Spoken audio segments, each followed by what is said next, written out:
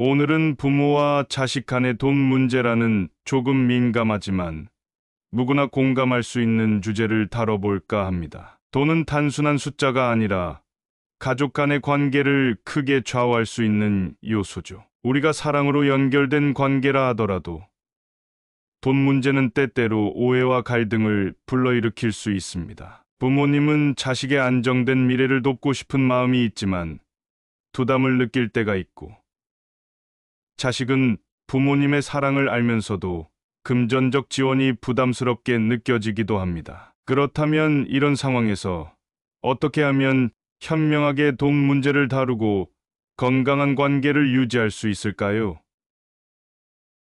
오늘 영상에서는 부모와 자식 간 돈 문제를 해결하기 위한 실질적인 방법과 서로를 이해하는 지혜를 나눠 보겠습니다. 부모와 자식 간의 돈 문제는 다양한 상황에서 발생할 수 있습니다. 가장 흔한 사례는 자식이 경제적으로 부모님께 의존하는 경우입니다. 예를 들어 자식이 취업을 했더라도 생활비나 대출 상환 등으로 여전히 부모님의 금전적 지원이 필요한 상황이 있을 수 있습니다. 또 결혼 후에도 경제적 독립을 이루지 못한 채 부모님의 도움을 받는 경우가 있죠. 부모님은 자식이 잘 되길 바라는 마음에서 도와주지만 시간이 지나면서 재정적 부담을 느끼거나 자식의 독립의지가 부족하다고 생각해 서운함을 느낄 수도 있습니다. 반대로 부모님이 자식에게 경제적 도움을 기대하는 경우도 갈등의 원인이 됩니다. 은퇴 후 연금이나 저축만으로 생활이 어려워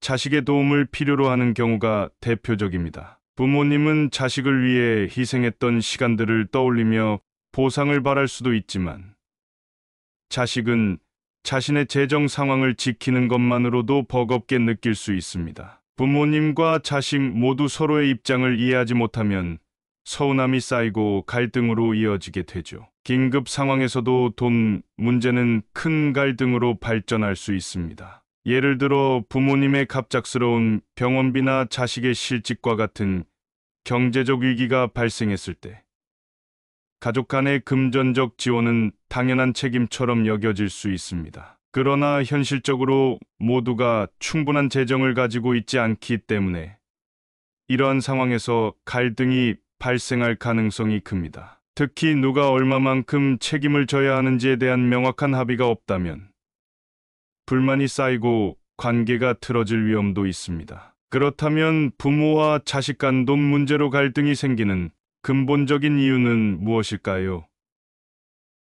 첫 번째는 돈에 대한 가치관 차이입니다. 부모님 세대는 돈을 가족을 위해 희생하는 도구로 보는 경우가 많습니다. 부모님께 돈은 가족이라는 공동체를 유지하고 어려움을 함께 극복하기 위한 수단이었습니다. 반면 자식 세대는 개인주의적인 환경에서 자라나 돈을 개인의 안정과 자립을 위한 중요한 자원으로 여기는 경향이 있습니다. 이런 세대 간의 차이는 부모님과 자식이 서로의 입장을 이해하지 못하게 만들고 갈등으로 이어질 수 있습니다. 두 번째로는 의사소통의 부족입니다. 돈 문제는 감정적으로 민감한 주제이기 때문에 부모님과 자식 모두 자신의 입장을 솔직하게 표현하지 못하는 경우가 많습니다. 부모님은 자식이 자신의 어려움을 알아주길 바라지만 직접적으로 말하지 않고, 자식은 부모님이 자신을 이해해 주길 바라며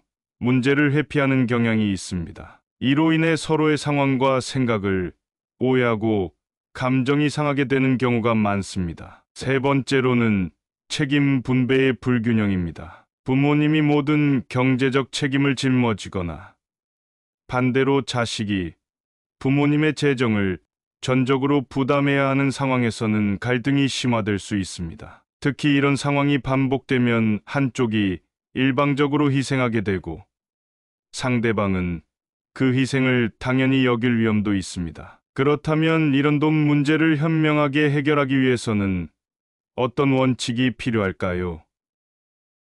가장 중요한 것은 서로의 상황을 이해하는 노력입니다. 부모님은 자식이 살아가는 환경과 경제적 어려움을 이해하려 하고, 자식은 부모님이 살아온 시간과 희생을 존중하는 태도를 가져야 합니다. 이런 이해는 단순히 감정적인 접근이 아니라 구체적인 대화를 통해 이루어져야 합니다. 예를 들어 부모님이 경제적으로 어려운 상황이라면 자식에게 솔직하게 이야기하고 도움을 요청할 수 있어야 합니다. 반대로 자식이 부모님께 도움을 줄 수 없는 상황이라면 그 이유를 분명히 설명하고 대안을 함께 찾아야 합니다. 두 번째 원칙은 현실적인 기대를 설정하는 것입니다. 부모님이 자식에게 지나치게 높은 기대를 가지지 않도록 하고 자식도 부모님을 전적으로 외면하지 않도록 균형을 맞추는 것이 중요합니다. 예를 들어 부모님이 자식에게 매달 일정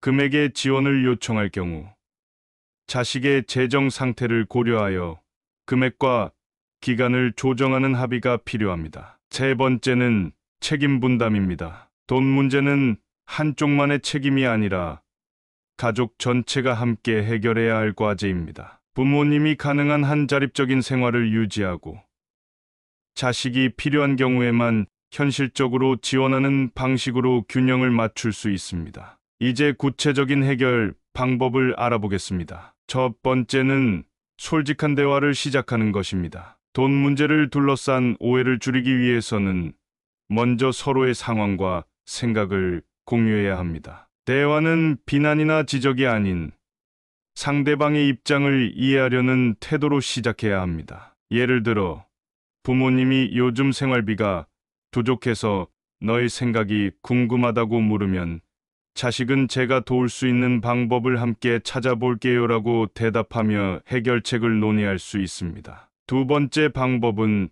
공동 예산 계획을 세우는 것입니다. 부모님과 자식이 가정, 내 재정을 함께 점검하고 필요한 지출을 계획하는 것이 중요합니다. 예를 들어 부모님의 의료비가 필요한 상황이라면 자식이 일정 부분을 지원하고 나머지는 부모님의 연금이나 저축으로 충당하는 식으로 구체적인 합의를 도출할 수 있습니다. 이 과정에서 서로의 상황을 투명하게 공유하는 것이 중요합니다. 세 번째는 금전적 도움의 범위를 명확히 정하는 것입니다. 자식이 부모님께 지원할 금액과 기간을 사전에 합의하면 불필요한 갈등을 줄일 수 있습니다. 예를 들어 3년 동안 매달 50만 원을 지원하되 이후에는 다른 방법을 찾아보자와 같이 구체적인 계획을 세울 수 있습니다. 네 번째 방법은 긴급 상황을 대비하기 위한 준비입니다. 가족 간의 금전적 위기를 예방하기 위해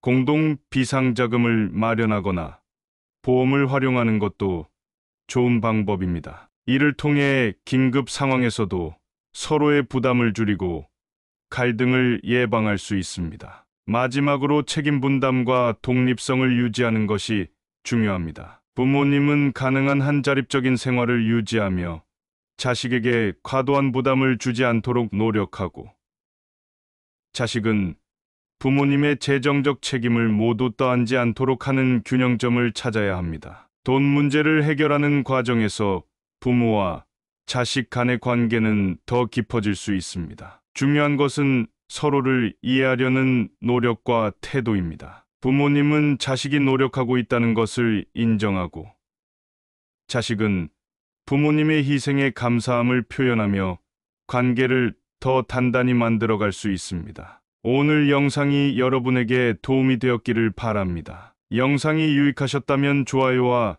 구독 버튼을 눌러주시고 댓글로 여러분의 생각을 나눠주세요. 감사합니다.